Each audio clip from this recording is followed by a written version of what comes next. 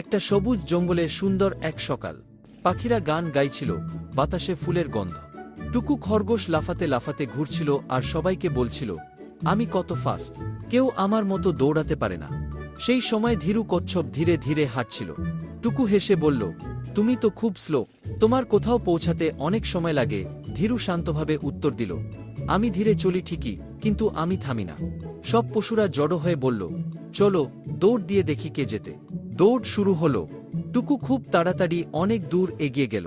কিছুক্ষণ পরে টুকু ভাবল, ধীরু তো অনেক পিছনে, একটু বিশ্রাম নিলেও সমস্যা নেই। সে গাছের নিচে শুয়ে পড়ল আর ঘুমিয়ে গেল। কিন্তু ধীরু থামল না। এক পা আরেক পা করে সে ধীরে ধীরে সামনে এগোতে লাগল। সবাই চুপ করে তাকিয়ে রইল। শেষে ধীরু ফিনিশ লাইনে পৌঁছে গেল। ঠিক তখনই টুকুর ঘুম ভাঙল। সে দৌড়ে এসে দেখে ধীরু জিতে গেছে। টুকু লজ্জা পেয়ে বলল, আজ আমি বুঝলাম গর্ব করা ভালো না। ধীরু মুচকি হাসল। সেদিন থেকে টুকু আর কখনো কাউকে ছোট করে দেখেনি, আর সবাই বুঝে গেল, ধীরে ও নিয়মিত চেষ্টা করলে জয় আসেই।